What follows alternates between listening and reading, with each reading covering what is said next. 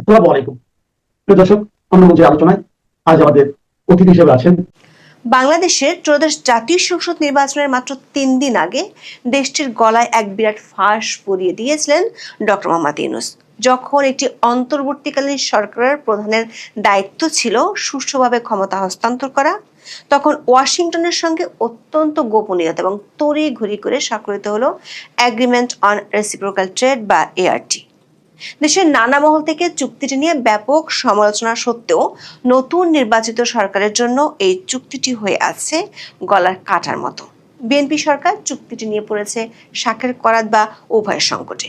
ইউনূসের পক্ষের লোকজন যখন যুক্তরাষ্ট্রের অসীম শক্তির কথা তুলে ধরে এই চুক্তির পক্ষে সুর করে গান গাইছে, তখন মালয়েশিয়া তাদের সবার মুখে এক বিশাল চপেটাঘাত করে দিল।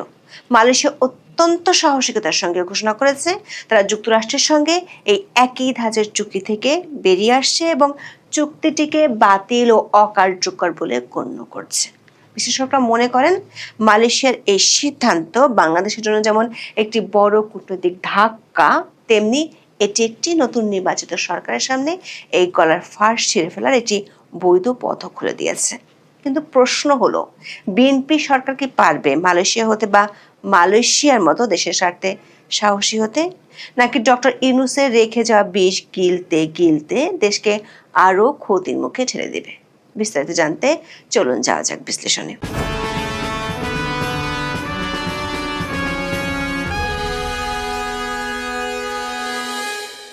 ত্রয়োদশ জাতীয় সংসদ নির্বাচনের মাত্র ৩ দিন আগে গত ৯ ফেব্রুয়ারি যুক্তরাষ্ট্রের সঙ্গে বিতর্কিত বাণিজ্য চুক্তি করে অন্তর্বর্তী সরকার। তখন দেখানো হয়েছিল নন ডিসক্লোজার এগ্রিমেন্টের বাহানা। তবে যুক্তরাষ্ট্র সরকারের পক্ষ থেকে চুক্তির পুরোটা প্রকাশ হলে মাথায় হাত পড়ে বাংলাদেশের ব্যবসায়ী এবং অর্থনীতিবিদদের। বেসরকারি গবেষণা প্রতিষ্ঠান সিপিডি সম্প্রতি জানায়, একটি অনির্বাচিত সরকার হয়েও অন্তর্বর্তী সরকার যুক্তরাষ্ট্রের সঙ্গে যে বাণিজ্য চুক্তি করেছে তা দেখে তারা হতভম্ব ও স্তম্ভিত। প্রতিষ্ঠানের গবেষণা পরিচালক খন্দকার গোলাম মুয়াজ্জেম বলেন, এমন চুক্তির দায় পুরোপুরি নির্বাচিত অর্থাৎ বিএনপি সরকারকে বইতে হবে। দর্শক, অন্তর্বর্তী সরকার বিদায় নেওয়ার মাত্র ১ সপ্তাহ আগে গত ৯ ফেব্রুয়ারি স্বাক্ষর হওয়া মূল ৮ পৃষ্ঠার চুক্তিটি পর্যালোচনা করে দেখা গেছে এতে ৬টি অধ্যায়ে নানা শর্ত যুক্ত করা হয়েছে। পরিশিষ্ট সংযোজনী মিলে চুক্তিটি মোট ৩৭ পৃষ্ঠার। চুক্তিটি বাংলাদেশকে অন্তত ১৩৫টি শর্ত পালনের বাধ্যবাধকতা আরোপ করেছে। বিশেষজ্ঞরা মনে করেন এই চুক্তিতে এমন কিছু শর্ত এবং কাঠামো রয়েছে যা দেশের সার্বভৌমত্ব ও অর্থনৈতিক ভবিষ্যৎকে দীর্ঘমেয়াদী ঝুঁকির মুখে ফেলেছে। বিশ্লেষকরা এই চুক্তিকে গলার ফাঁস বলার পেছনে বেশ কিছু সুনির্দিষ্ট ও অকাট্য যুক্তি তুলে ধরেছেন যা দেশের সামষ্টিক অর্থনীতিতে ভয়াবহ প্রভাব ফেলতে পারে। এই চুক্তির সবচেয়ে দৃশ্যমান নেতিবাচক দিক হলো এর একতরফা সুবিধা। চুক্তির শর্তানুসারে বাংলাদেশকে ৬,৭১০টি মার্কিন পণ্যের উপর অগ্রাধিকারমূলক বাজার সুবিধা বা শুল্ক ছাড় দিতে হবে। এর বিপরীতে যুক্তরাষ্ট্র মাত্র ১,৬৩৮টি বাংলাদেশি পণ্যের উপর শুল্ক সুবিধা দেওয়ার প্রতিশ্রুতি দিয়েছে। এই বিশাল সংখ্যার পার্থক্যের চেয়েও ভয়াবহ বাস্তবতা হলো রপ্তানির সক্ষমতা। জাতীয় রাজস্ব বোর্ডের ২০২৫ সালের তথ্য বিশ্লেষণ করলে দেখা যায়, বাংলাদেশ ওই ১,৬৩৮টি পণ্যের তালিকায় থাকা মাত্র ১৪টি পণ্য আসলে যুক্তরাষ্ট্রে রপ্তানি করে। ফলে এই শুল্ক ছাড়ের সুবিধা বাংলাদেশের জন্য কার্যত শূন্যের কোঠায়। অন্যদিকে ৬,৭১০টি মার্কিন পণ্যের মধ্যে ২,০১৬টি পণ্য বাংলাদেশ গত বছর নিয়মিত আমদানি করেছে, যার মোট মূল্য ছিল $৬৫ মিলিয়ন। এই পণ্যগুলোর উপর শুল্ক কমানো বা তুলে দেওয়ার ফলে বাংলাদেশের রাজস্ব খাতে বছরে প্রায় ৪১৯ কোটি টাকা লোকসান হবে। বিপরীতে বাংলাদেশ যুক্তরাষ্ট্রের বাজারে যে শুল্ক সুবিধা পেতে পারে তার আর্থিক মূল্য মাত্র ১৫ মিলিয়ন টাকা বা $১,০০,০০,০০০। এই বিশাল গ্যাপই প্রমাণ করে যে চুক্তিটি বাংলাদেশের অর্থনৈতিক স্বার্থের চেয়ে যুক্তরাষ্ট্রের কৃষি ও শিল্প লবিস্টদের স্বার্থ বেশি রক্ষা করছে। এই চুক্তির সবচেয়ে বিতর্কিত এবং ভয়ঙ্কর অংশ হলো ৪ নম্বর ধারার ৩ অনুচ্ছেদটি, যাকে গবেষকরা স্লিপার ক্লজ বা একটি লুকানো মরণাস্ত্র হিসেবে মনে করছেন। এই ধারা অনুযায়ী বাংলাদেশ যদি কোনো নন মার্কেট ইকোনমি অর্থাৎ চীন বা রাশিয়ার সঙ্গে কোনো বিশেষ বাণিজ্য চুক্তি স্বাক্ষর করে, তবে যুক্তরাষ্ট্র কোনো পূর্ব ঘোষণা ছাড়াই এই চুক্তির আওতায় দেওয়া সকল সুযোগ সুবিধা বাতিল করার অধিকার রাখে। এর অর্থ হলো বাংলাদেশের বৈদেশিক নীতি এবং বাণিজ্যিক অংশীদার নির্বাচনের চূড়ান্ত ক্ষমতা এখন পরোক্ষভাবে ওয়াশিংটনের হাতে চলে গেছে। একটি স্বাধীন সার্বভৌম রাষ্ট্র হিসেবে বাংলাদেশ কার সাথে বাণিজ্য করবে তা যদি অন্য একটি দেশ নিয়ন্ত্রণ করে, তবে তাকে চুক্তি না বলে অধীনতামূলক মৈত্রীবদ্ধতা বলাই সমীচীন। ইংরেজি দৈনিক ডেইলি স্টার তাদের সম্পাদকীয়তে এই চুক্তিকে ভবিষ্যৎ প্রজন্মের জন্য একটি অর্থনৈতিক শিকল হিসেবে বর্ণনা করেছে। তারা প্রশ্ন তুলেছে, একটি অন্তর্বর্তীকালীন সরকার যার মেয়াদ মাত্র কয়েকদিন বাকি, তারা কিভাবে 15 বছরের একটি দীর্ঘমেয়াদী জ্বালানি আমদানির চুক্তি করতে পারে? এটি জনগণের ম্যান্ডেটবিহীন একটি সিদ্ধান্ত। অন্যদিকে সমকাল অর্থনীতিবিদ আনু মোহাম্মদের উদ্ধৃতি দিয়ে বলেছে যে এই চুক্তির মাধ্যমে কার্যত বাংলাদেশকে একটি নির্দিষ্ট ব্লকের অধীনে বন্দী করা হয়েছে এবং মার্কিন লবিস্টদের স্বার্থ হাসিল করা হয়েছে। ডেইলি স্টারের এক প্রতিবেদনে ইউনূস সরকারের করা দাসখতের চুক্তির বিভিন্ন দিক উঠে এসেছে। এতে বলা হয়, অন্তর্বর্তী সরকার যুক্তরাষ্ট্রের সঙ্গে যে বাণিজ্য চুক্তি করেছে তাতে বাংলাদেশের অর্থনৈতিক সার্বভৌমত্ব নিয়ে প্রশ্ন উঠেছে। বিশেষ করে বাণিজ্য, জ্বালানি ও নিরাপত্তার মতো গুরুত্বপূর্ণ খাতে সিদ্ধান্ত গ্রহণের স্বাধীনতা নিয়ে শঙ্কা তৈরি হয়েছে। এক কথায় এটি যেন সত্যিকারের একটি গোলামির চুক্তি। বাংলাদেশের স্বাধীন বাণিজ্য নীতিকে কেবল গলা টিপে ধরা হয়নি, এক সীমাহীন অর্থনৈতিক সংকটে ঠেলে দেওয়ার বন্দোবস্ত পাকাপাকি করে গেছেন মোহাম্মদ ইউনূস। ইউনূসের পক্ষের লোকজন অবশ্য দাবি করে আসছে, যুক্তরাষ্ট্র যে অসীম ক্ষমতার অধিকারী, এই শুল্ক আরোপ ইস্যুতে তারা যেভাবে বিশ্বের শক্তিধর দেশগুলোকে নাকানি চুবানি খাইয়েছিল, সেখানে বাংলাদেশের মতো দেশের এই চুক্তি না করে কি বা করার ছিল? তাদের সেই যুক্তির বিরুদ্ধে এক বিশাল থাপ্পড় ছুড়ে দিয়েছে মালয়েশিয়া আনুষ্ঠানিকভাবে যুক্তরাষ্ট্রের সঙ্গে এগ্রিমেন্ট অন রেসিপ্রোকাল ট্রেড বা ART থেকে বের হয়ে আসার ঘোষণা দিয়েছে। মালয়েশিয়া হলো প্রথম দেশ যারা ট্রাম্প প্রশাসনের এই পারস্পরিক শুল্ক কাঠামোকে সরাসরি প্রত্যাখ্যান করলো। দেশের বিনিয়োগ, বাণিজ্য ও শিল্পমন্ত্রী দাতুক সেরি জোহরি আব্দুল গনি ঘোষণা করেছেন, এই চুক্তি এখন বাতিল ও অকার্যকর, মানে নাল অ্যান্ড ভয়েড। মালয়েশিয়ার এই সিদ্ধান্ত কেবল একটি বাণিজ্যিক সিদ্ধান্ত নয়, এটি একটি আইনি ও রাজনৈতিক অধিকার প্রতিষ্ঠার লড়াই। বিশ্লেষকরা মনে করেন, মালয়েশিয়ার এই সিদ্ধান্তের পেছনে মূলত 3টি বড় কারণ কাজ করেছে, যা বাংলাদেশের পরিস্থিতির জন্য হুবহু মিলে যায়। গত 20 ফেব্রুয়ারি যুক্তরাষ্ট্রের সুপ্রিম কোর্ট এক যুগান্তকারী রায় ঘোষণা করেছে, প্রেসিডেন্ট ডোনাল্ড ট্রাম্প IEEPA আইনের দোহাই দিয়ে যে ঢালাও শুল্ক আরোপ করেছিলেন তা অবৈধ ও আইন বহির্ভূত। এই রায়ের ফলে পুরো পারস্পরিক শুল্ক কাঠামোর আইনি ভিত্তি ধসে পড়ে। মালয়েশিয়ার যুক্তি হলো, যেহেতু এই চুক্তির মূল ভিত্তি ছিল ওই শুল্কের হুমকি, তাই ভিত্তিহীন শুল্কের উপর ভিত্তি করে তৈরি চুক্তি বজায় রাখা অর্থহীন। দ্বিতীয়ত, সুপ্রিম কোর্টের রায়ের পর যুক্তরাষ্ট্রের সকল বাণিজ্য অংশীদারের উপর সাময়িকভাবে 10% শুল্ক হার ঘোষণা করেছে। মালয়েশিয়া দেখেছে চুক্তি বহাল রাখলে তাদের 19% শুল্ক দিতে হচ্ছে, অথচ চুক্তি না থাকলেও শুল্ক 10 থেকে 15%-এর মধ্যে থাকছে।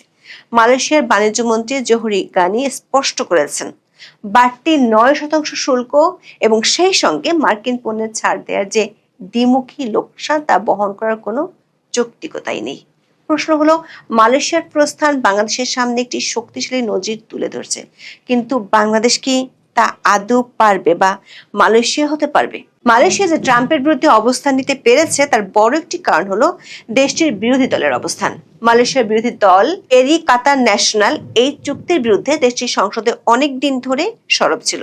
তারা একে জাতীয় স্বার্থ বিরোধী বলে অভিহিত করেছিল, কিন্তু বাংলাদেশের জাতীয় সংসদের যে দুটি বিরোধী দল জামাত ইসলাম এবং NCP কে কখনোই এই চুক্তির বিরুদ্ধে সরব হতে দেখা যায়নি। এমনকি বাংলাদেশে যখন মার্কিন সহকারী পররাষ্ট্রমন্ত্রী পল কাপুর সফরে এসেছিলেন, তখন পররাষ্ট্রমন্ত্রী খলিলুর রহমান তিনি বলেছিলেন, ইউনূসের আমলে মার্কিন প্রতিনিধিরা এই চুক্তি নিয়ে বিএনপি ও জামাতের সাথে বৈঠক করেছিল। তার মানে বর্তমান সংসদের সরকারি ও বিরোধী দুটি দলই এই চুক্তি নিয়ে জানতো। পল কাপুরের সফরের সময় এই চুক্তি নিয়ে যখন সারা দেশে বিতর্ক দেখা দেয়, তখন বিএনপির পক্ষ থেকেও ধরি মাছ না ছুঁই পানির মতো আচরণ করা হয়েছিল।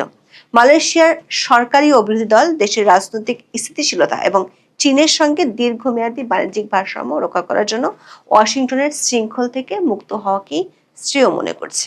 কিন্তু বাংলাদেশের রাজনৈতিক দলগুলোকে প্রায় দিল্লি না ঢাকা স্লোগান দিতে শোনা গেলেও কখনোই ঢাকা না ওয়াশিংটন তাদের মুখ থেকে শোনা যায় না। বিশ্লেষকরা বলছেন, 9 ফেব্রুয়ারি স্বাক্ষরিত চুক্তিটি এখনো বাংলাদেশের জাতীয় সংসদে অনুসমর্থিত বা রেটিফাইড হয়নি। আন্তর্জাতিক চুক্তির সাধারণ নিয়ম হলো চুক্তিটি স্বাক্ষরিত হলেও কার্যকর হওয়ার আগে দেশের আইনসভা বা জাতীয় সংসদের অনুমোদন লাগে। বিএনপি নিয়ন্ত্রিত বর্তমান সংসদ যদি এই চুক্তির অসম শর্তগুলোর কারণে এটি প্রত্যাখ্যান করে, তবে আন্তর্জাতিকভাবে বাংলাদেশ কোনো দায়বদ্ধতায় থাকার কথা নয়। আবার মালয়েশিয়া যে যুক্তিতে চুক্তি বাতিল করেছে, বাংলাদেশও সেই একই যুক্তি ব্যবহার করতে পারে। যেহেতু চুক্তির মূল কারণ মানে উচ্চ শুল্কের হুমকি মার্কিন আদালতই বাতিল করে দিয়েছে, তাই এই চুক্তির আর কোনো কনসিডারেশন অবশিষ্ট নেই। Vienna convention on the law of treaties অনুযায়ী যদি চুক্তির ভিত্তিগত পরিস্থিতিতে বড় ধরনের পরিবর্তন ঘটে, তবে পক্ষগুলো তা থেকে অব্যাহতি পেতে পারে। দর্শক, অনেকে মনে করেন চুক্তি থেকে বের হওয়া সহজ হলেও এর পরবর্তী ফলাফলগুলো মোকাবেলার জন্য বাংলাদেশের সুদূর প্রসারের প্রস্তুতি লাগবে। এটি কেবল একটি বাণিজ্যিক বিষয় নয়, বরং ওয়াশিংটনের সঙ্গে সম্পর্কের এক অগ্নি পরীক্ষা। বাংলাদেশ যদি চুক্তি বাতিল করে, তবে যুক্তরাষ্ট্র তৈরি পোশাক খাতের উপর জোরপূর্বক শ্রম বা অতিরিক্ত উৎপাদন ক্ষমতার অভিযোগ তুলে নতুন করে কড়া শুল্ক বা নিষেধাজ্ঞা আরোপ করতে পারে। এটি হবে একটি দীর্ঘমেয়াদী স্নায়ুযুদ্ধ। দর্শক, বাংলাদেশের বর্তমান রাজনৈতিক প্রেক্ষাপটে যুক্তরাষ্ট্র বাংলাদেশ পারস্পরিক বাণিজ্য চুক্তিটি একটি বিষাক্ত উপহারের মতো। অন্তর্বর্তীকালীন সরকার তাদের শেষ সময় যে শিকল পরিয়ে দিয়ে গেছে, তার খেসারত আগামী 15 বছর এদেশের মানুষকে দিতে হতে পারে। বাংলাদেশের নতুন সরকার উচিত হবে মালয়েশিয়ার সঙ্গে দ্রুত বাণিজ্যিক ও কূটনৈতিক যোগাযোগ স্থাপন করা এবং একটি যৌথ আঞ্চলিক অবস্থান গ্রহণ করা। একই সাথে সংসদে এই চুক্তির প্রতিটি ধারা নিয়ে প্রকাশ্য বিতর্কের আয়োজন করতে হবে এবং একটি শ্বেতপত্র প্রকাশ করতে হবে। বাংলাদেশের অর্থনীতিকে কোনো বিশেষ ব্লকের অধীনে বন্দী না রেখে একটি স্বাধীন ও ভারসাম্যপূর্ণ বাণিজ্যিক পথে পরিচালিত করাই হবে নতুন নির্বাচিত সরকারের প্রধান অগ্নি পরীক্ষা। কারণ বিএনপি নির্বাচনের আগেই বলেছিল তাদের বৈদেশিক ও বাণিজ্য নীতির মূল ভিত্তি হলো বাংলাদেশ ফার্স্ট বা সবার আগে বাংলাদেশ। মালয়েশিয়ার সিদ্ধান্ত বিএনপির নীতির জন্য বিরাট একটি চ্যালেঞ্জে ছুড়ে দিল। এখন এই পর্যন্ত। সবাই ভালো থাকুন, সুস্থ থাকুন, নিরাপদে থাকুন। দেখা হবে আগামী পর্বে। ইরান যুদ্ধে ট্রাম্প হয়ে পড়েছে বন্ধুহীন। হরমুজকে মুক্ত করতে ট্রাম্পের পাশে তেমন কেউ নেই বললেই চলে। আবার ইরানের নিরীহ মানুষ হত্যাকে কেন্দ্র করে ঘরের মধ্যেই লেগে গেছে বিবাদ। তবে আয়াতুল্লাহ খামেনির পর সবচেয়ে বড় নেতা হিসেবে জাতীয় নিরাপত্তা প্রধান আলী লারিজানিকে হত্যার পর ট্রাম্প নেতানিয়াহু যেন হালে কিছুটা পানি খুঁজে পেয়েছেন। কিন্তু ইরান যে এত সহজে দমার পাত্র নয়, সেটি যুদ্ধের 19 দিনে এসেও হাড়ে হাড়ে টের পাচ্ছেন ট্রাম্প। লারিজানির মৃত্যুর কঠিন প্রতিশোধ নিতে ইরান ছোড়া শুরু করেছে ড্যান্সিং মিসাইল বা নাচুনে ক্ষেপণাস্ত্র। সাথে ছুটছে ক্লাস্টার ওভারহেড যুক্ত ক্ষেপণাস্ত্র, যেটি ঠেকানো এক প্রকার অসম্ভব। মধ্যপ্রাচ্য থেকে 4000 কিলোমিটার দূরে আছে বাংলাদেশ, কিন্তু এত দূরে থেকেও এ যুদ্ধের আঁচ লাগছে বাংলাদেশের বহু গ্রামে। কারণ এই মিসাইলগুলোর সবচেয়ে করুণ শিকার হচ্ছেন দক্ষিণ এশীয় প্রবাসী শ্রমিকরা, বিশেষ করে বাংলাদেশিরা। দুবাই, আবুধাবিতে বাংলাদেশিরা এক প্রকার অদৃশ্য যুদ্ধের ঢাল হিসেবে ব্যবহৃত হচ্ছেন। তাদের মেনে নিতে হচ্ছে কোলাটারাল ড্যামেজ। ঈদের সময় যেখানে প্রবাসীদের ঘরে ঘরে নতুন কাপড় আর সেমাই কেনার আনন্দ থাকার কথা, সেখানে 50 লাখ মধ্যপ্রাচ্য প্রবাসী আর তাদের 2 কোটি পরিবারের সদস্যদের ভাগ্য হয়ে পড়ছে ধীরে ধীরে অনিশ্চিত।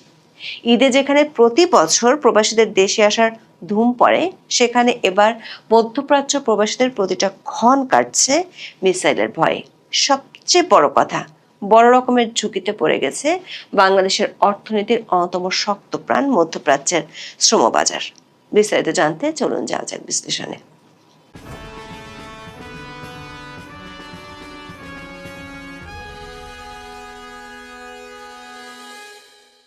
ইরানের ওপর দেশটির নিরীহ মানুষদের ওপর ইসরায়েল ও যুক্তরাষ্ট্রের আক্রমণ শুরু হয়েছে ১৯ দিন হলো। আয়াতুল্লাহ খামেনির পর সবচেয়ে শীর্ষ নেতা হিসেবে ইসরায়েলি বিমান হামলায় ইরানের শীর্ষ নিরাপত্তা কর্মকর্তা আলী লারিজানি এবং বাসিস মিলিশিয়ার প্রধান জেনারেল গোলাম রেজা সোলাইমানি নিহত হয়েছেন। লারিজানি ছিলেন ইরানের পর্দার আড়ালের অন্যতম ক্ষমতাধর ব্যক্তি, যিনি দীর্ঘকাল ধরে দেশটির নিরাপত্তা কৌশল ঠিক করতেন। কিন্তু ট্রাম্পের জন্য যদি লারিজানির মৃত্যুর খবর ভালো সংবাদ হয়ে থাকে, তার চেয়ে বেশি খারাপ খবর হলো যুক্তরাষ্ট্রের ন্যাশনাল কাউন্টার টেরোরিজম সেন্টারের পরিচালক জো কেন্টের পদত্যাগের খবর। নিজের পদত্যাগপত্র জমা দেওয়ার সময় বেন জানিয়েছেন, ট্রাম্প প্রশাসনের এই যুদ্ধকে তিনি বিবেক বর্জিত বলে মনে করেন এবং এর সমর্থনে কাজ চালিয়ে যাওয়া তার পক্ষে সম্ভব নয়। ট্রাম্প নেতানিয়াহুর জন্য আরও দুঃসংবাদ আছে। লারিজানির মৃত্যুর প্রতিশোধ নিতে ইরানিরা এবার নতুন নতুন ক্ষেপণাস্ত্র বের করছে আর ছুটছে। এর একটি হলো ড্যান্সিং মিসাইল, যাকে বাংলায় বলা যেতে পারে নাচুনে ক্ষেপণাস্ত্র। ইরান সম্পূর্ণ নিজস্ব প্রযুক্তিতে এই সাজেল ক্ষেপণাস্ত্র বানিয়েছে। অনেকটা নাচের মতো ভঙ্গিতে এই ক্ষেপণাস্ত্র দিক পরিবর্তন করে বলে একে ডান্সিং মিসাইল নামে ডাকে ইরানিরা। লারিজানি হত্যার প্রতিশোধ নিতে ইসরায়েলের তেল আবিবে ক্লাস্টার ওভারহেড যুক্ত ক্ষেপণাস্ত্রের হামলা চালিয়েছে তেহরান। এই ক্ষেপণাস্ত্র মাঝ আকাশে অনেকগুলো ছোট ছোট বিস্ফোরকে ভাগ হয়ে যায় এবং বিশাল এলাকায় ছড়িয়ে যায়, যা ঠেকানো বেশ কঠিন। গত 18 দিনে ইরান সস্তা দামি ড্রোন হামলা থেকে এমন অত্যাধুনিক ক্ষেপণাস্ত্র হামলা মধ্যপ্রাচ্যের দেশগুলোতেও চালিয়ে আসছে। আর তাতে এই যুদ্ধের কঠিন একটি সত্য হলো বাংলাদেশি শ্রমিকদের রক্ত। যুদ্ধের কোনো পক্ষ না হয়েও আজ বাংলাদেশি প্রবাসীদের প্রাণ ঝরছে মরুভূমির তপ্তবালিতে। গত কয়েকদিনের হামলায় কয়েকটি হৃদয় বিদারক মৃত্যুর খবর পাওয়া গেছে। 55 বছর বয়সী আহমেদ আলী দীর্ঘ 30 বছর ধরে সংযুক্ত আরব আমিরাতে কর্মরত ছিলেন। তার আদি নিবাস সিলেটের বড়লেখা উপজেলায়। 28শে ফেব্রুয়ারি যখন ইরান প্রথম পাল্টা হামলা চালায়, তখন আহমেদ আলী তার নিয়মিত কাজ ভ্যানে করে খাবার পানি সরবরাহ করেছিলেন। আজমানে একটি ইরানি মিসাইলের ধ্বংসাবশেষ সরাসরি তার ভ্যানের উপর পড়লে তিনি ঘটনাস্থলেই মারা যান। আহমেদ আলীর স্বপ্ন ছিল দেশে ফিরে একটি সুন্দর বাড়ি করবেন। মারা যাওয়ার কিছুক্ষণ আগে টেলিফোনে পরিবারের সদস্যদের বলেছিলেন দ্রুত কাজ শেষ করে ফিরে আসবেন দেশে। সেই স্বপ্ন এখন কফিনে বন্দি। তার আর ফিরে আসা হয়নি, যেমন আর ফেরা হবে না চট্টগ্রামের সন্দ্বীপের সন্তান এস.এম. তারেকের। তারেক বাহরাইনের একটি জাহাজ মেরামতের কারখানায় সুপারভাইজার হিসেবে কর্মরত ছিলেন। দীর্ঘ 27 বছর তিনি বাহরাইনে কাটিয়েছেন পরিবারের মুখে হাসি ফোটাতে। 1 মার্চ ভোরে বাহরাইনের সালমান ইন্ডাস্ট্রিয়াল এরিয়ায় একটি ইন্টারসেপ্টেড ড্রোনের আঘাত সরাসরি তার কর্মস্থলে পড়ে। ঘটনাস্থলে তিনি মারা যান। সৌদি আরবের আল খার্জ শহরে 8 মার্চ এক ভয়াবহ মিসাইল হামলা হয়। এই হামলায় ময়মনসিংহের গফরগাঁর আব্দুল্লাহ আল মামুনের শরীরের 72% পুড়ে যায়। 10 দিন জীবন মৃত্যুর সন্ধিক্ষণে থেকে অবশেষে 17 মার্চ তিনি মারা যান। একই হামলায় কিশোরগঞ্জের কটিয়াদির বাচ্চু মিয়া এবং টাঙ্গাইলের সখীপুরের মোশাররফ হোসেনও নিহত হন। মোশাররফ হোসেনের মৃত্যুর গল্পটি আরো বেশি বেদনার। মারা যাওয়ার মাত্র 1 ঘন্টা আগে মোশাররফ তার পরিবারকে ফোন করে বলেছিলেন সবার জন্য ঈদে নতুন পোশাক কিনতে টাকা পাঠাবেন। সেই ফোন কলটি ছিল তার জীবনের শেষ কল। এখন সেই উপহারের বদলে তার কফিনটি গ্রহণ করার জন্য পরিবারটি প্রস্তুত হচ্ছে। মানবাধিকার সংস্থা হিউম্যান রাইটস ওয়াচ এবং ইউকেডিএমের তথ্য মতে মধ্যপ্রাচ্যে চলমান এই যুদ্ধে বেসামরিক নিহতের তালিকায় সিংহভাগই হচ্ছেন প্রবাসী শ্রমিক। বিশ্লেষকরা প্রশ্ন তুলেছেন, প্রবাসীরা কি তবে এই যুদ্ধের অনিচ্ছাকৃত ঢাল? এর পিছনে কয়েকটি গুরুতর কারণ আছে। প্রথমত, দুবাই বা আবুধাবির আকাশচুম্বী ভবন এবং আধুনিক ভিলাগুলোতে সুরক্ষার ব্যবস্থা থাকলেও প্রবাসীদের ঘন বসতিপূর্ণ লেবার ক্যাম্পগুলোতে পর্যাপ্ত বাংকার বা সুরক্ষা কাঠামো নেই। অনেক ক্ষেত্রে ভাষার সীমাবদ্ধতার কারণে জরুরি সাইরেন বা সতর্কবার্তার অর্থ তারা বুঝতে পারছেন না। যুদ্ধে যখন আরবের ধনী মুসলমানরা ক্ষেপণাস্ত্রের ভয়ে বাংকারে বা নিরাপদ ঘরে আশ্রয় নিচ্ছেন, তখন বাংলাদেশের ডেলিভারি রাইডার, পরিচ্ছন্নতা কর্মী কিংবা নির্মাণ শ্রমিকদের বাধ্য করা হচ্ছে বিপদের মুখে কাজ চালিয়ে যেতে। দুবাইয়ের একজন বাংলাদেশি রাইডার বলেছেন, চারপাশে বোমা পড়লেও তাদের বাইক চালাতে হয়। কোম্পানি কেবল প্রতি ডেলিভারিতে টাকা দেয়, কাজ না করলে তাদের চুলা জ্বলে না। তাদের অনাহারে থাকতে হয়, যেমন যুদ্ধের প্রথম দিনে সংযুক্ত আরব আমিরাতে পানি সরবরাহ করার সময় ক্ষেপণাস্ত্রের আঘাতে প্রাণ হারান 55 বছর বয়সী বাংলাদেশি শ্রমিক সালেহ আহমেদ। চারপাশে যখন যুদ্ধের সাইরেন বাজছিল আর মানুষ